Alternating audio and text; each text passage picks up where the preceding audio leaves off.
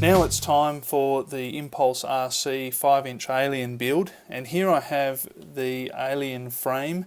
This is a well-loved second-hand frame. I've had it for a number of months. I bought it new, but I broke an arm somewhere along the way, and let me find that for you. Here it is here. I snapped an arm. It was a big crash. Can't blame the frame for it. Replaced the arm and pulled the quad down ready for the shootout. Now I'm a little bit concerned that if I put this frame into the shootout and it doesn't win everything, then somebody's going to complain that it was biased because I used a second-hand frame and not a new frame.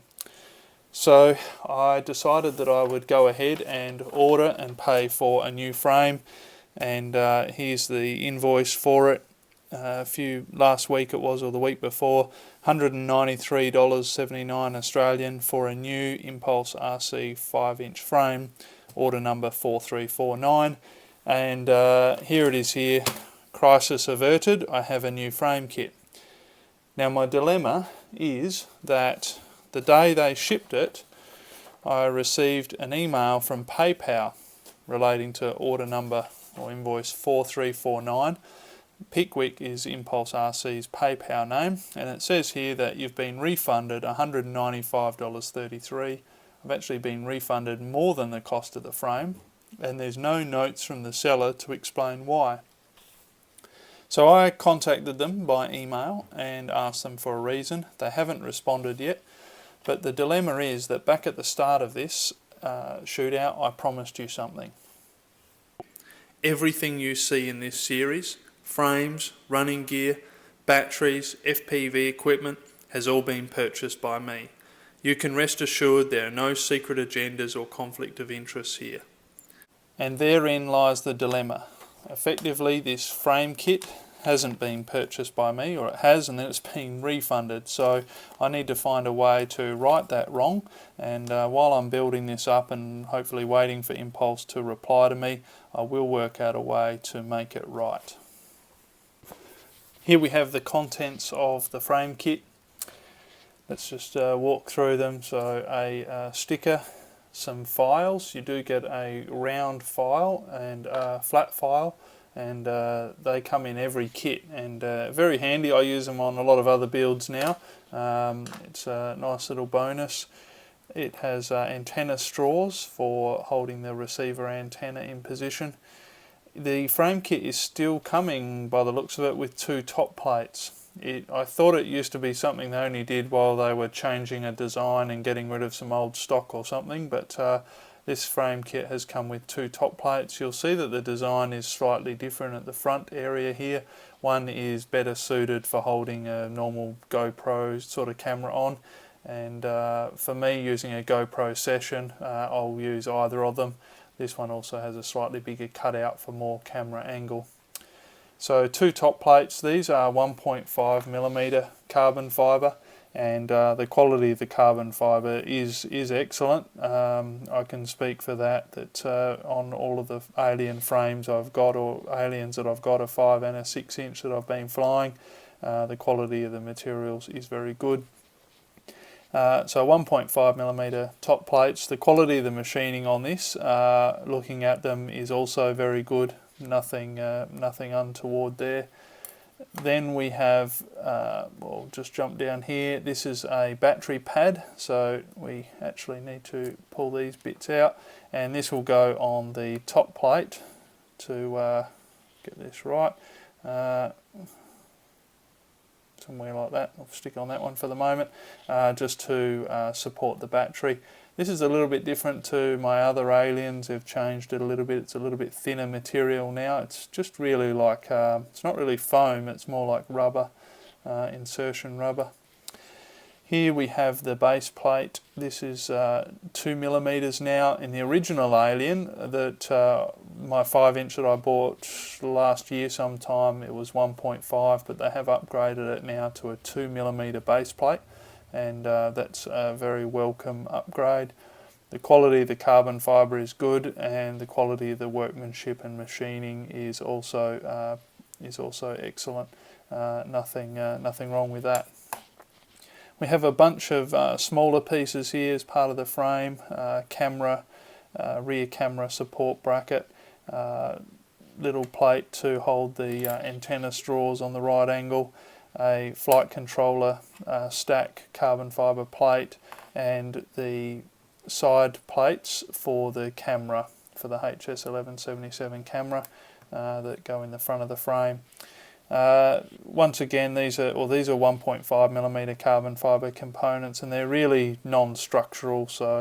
But I've just noticed that the machining on the little camera plate here, doesn't look perfect, but we'll see how it goes when it goes together. Now, when I unpackaged the kit, the arms didn't look the high quality that I would have expected from ImpulseRC. And in particular, I noticed that the slots at the front here for the motor screws appeared to be like two separate holes rather than an oval shaped or parallel slotted slot for the screws. And that seemed a little bit unusual to me. The other thing was that I could see that there were raised edges around the holes on a couple of these, which implied that there might have been a blunt bit that was being used to cut them, and I got quite a bit of carbon fibre dust all over my fingers. So I'm actually wondering if these are not seconds arms. Actually, I've just noticed now that there's a bit of a machining fault there on the edge of that. It's really not going to affect the performance of the quad. Now, I took my vernier calipers here, and I wanted to measure these components to confirm their thicknesses. And when I got to the arms, I found something a little bit unusual. Let me zero this. I'm sorry it won't be perfectly up the right way. But these should be 4mm arms and 3.96, 3.95, 4, so not too bad. But a couple of them, I'll try and remember which ones they are, particularly at this end where this gets sandwiched between two plates, we want to see a nice consistent thickness here. So this one here measures 3.85mm, 3.84, 3.85, 3.86. Okay, so 3.85 let's say, and this next one measures 4.07, 4.08, 4.16 on that side, 4.13. So that's quick maths, that's about 0.3 of a millimetre. I can't remember what that is in thousandths of an inch. It's be 15 thousandths of an inch maybe, somewhere around there. And so to me that's a little bit unusual for a frame of this price, and once again more carbon fibre dust all over my fingers. Anyway, we'll see how it goes together and report back to you. The PDB, a very, very high quality PDB as far as the appearance. It's a nice glossy paint on it, and a decent layer of paint on the back of it to ensure it doesn't short out on the frame. So that's the PDB. We have these little captive nuts. There's 5 of them in the kit. 4 go in the PDB and 1 goes in this, let me get this right, is in the top plate for where this little antenna plate screws into. We have an XT60 male and female, and a little spacer for that helps locate that on the PDB at the right depth. Probably got that around the wrong way. There we go. And then the hardware kit. So this is what the Alien is synonymous for, or renowned for, this bright purple anodized aluminium. I'm not going to unpackage it yet because it does make it easier for the build if you leave them in their little sections. They come out then, and you know which screws go where, because unfortunately they don't give you any instructions or guide as to which screws go where. So that's the contents of the kit. I'll now pre-assemble it and we'll see how it looks.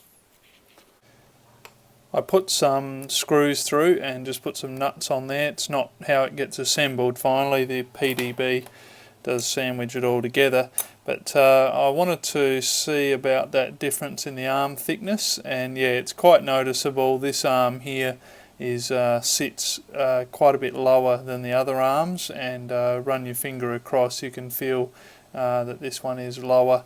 And so the concern is that with the PDB on there and all of these pulled down tight, there's going to be an inherent stress built into it somewhere. It's going to be acting like a guillotine trying to cut probably either the base plate or the PDB, and that could be then the first failure point in a crash.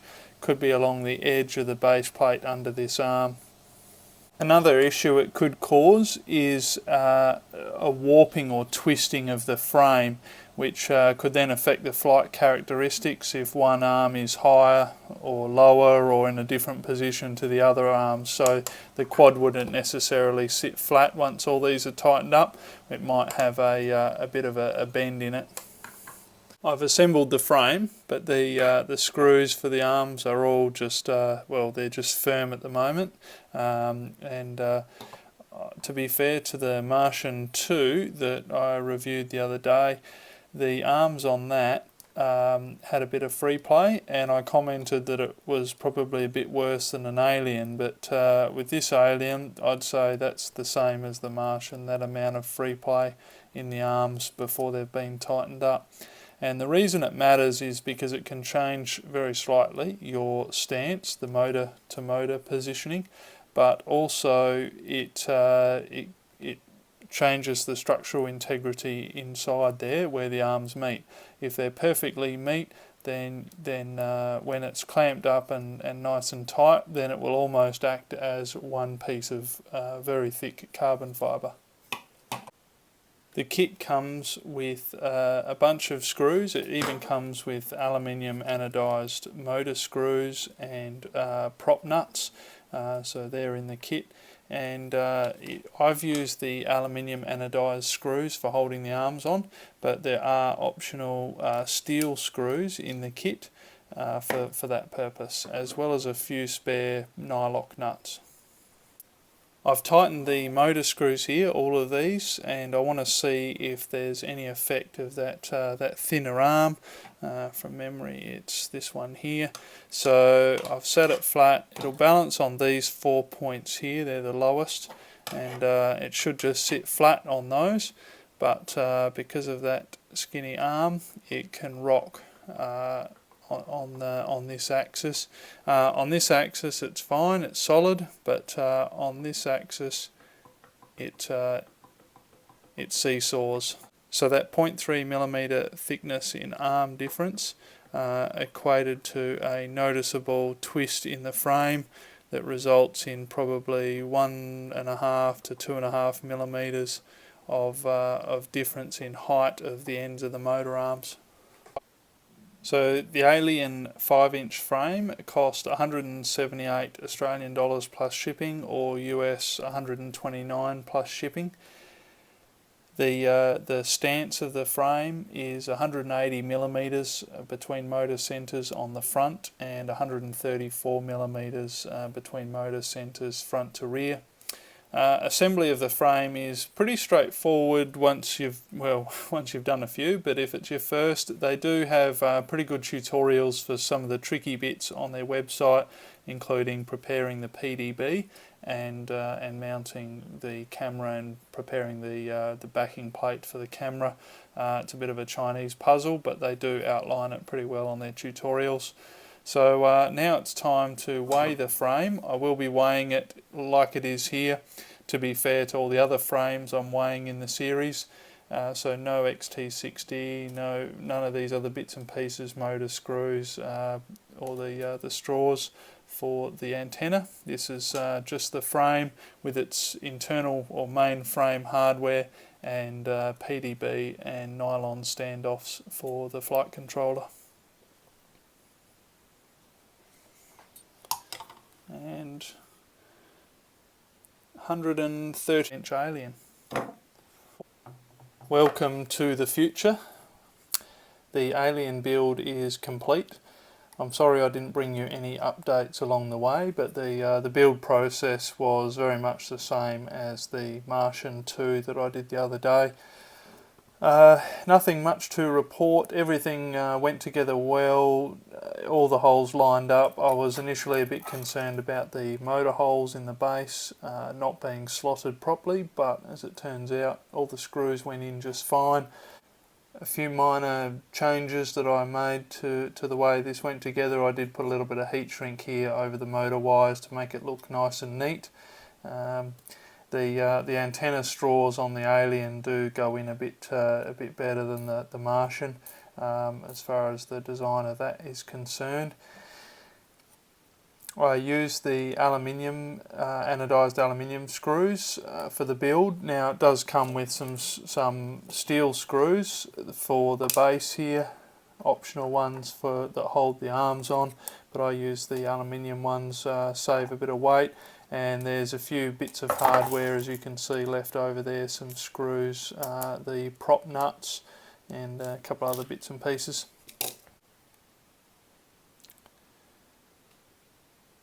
And now for the weight. 348 grams without a battery, and with a 1300 4S graphene battery it comes in at 524 grams. Now while I've got this sitting on the scales, because this is a piece of glass that's nice and level, I now really see that unevenness that's caused because the frame is twisted, because one of these arms, this one here, is thinner than all the others, and so it's already got a twist in the base plate that's causing this rocking motion. Quite disappointing for such an expensive frame. It's been a week since I finished the build, and I've had a chance to do some tuning on the quad. It has proven more difficult to tune than some of the others, and what I would have expected, especially since I had a pretty much perfect Alien tune from a mate to start with, who happens to fly exactly the same components. Whether that is because of this twist in the frame, I don't know, but nonetheless it's coming along nicely now, and I'm pretty happy with it. I have received a response back from ImpulseRC related to the credit or refund that they issued after they shipped this frame to me, and according to them they don't believe that I see value in their products, and so they don't want to charge me for it. Well, in this case I would have to agree with them. The quality of this frame isn't up to the $178 price tag they put on it, and I probably would be returning it for a refund if they hadn't already done so. So at the end of this shootout I will be dismantling this quad and putting this frame kit in a post pack and sending it straight back to them.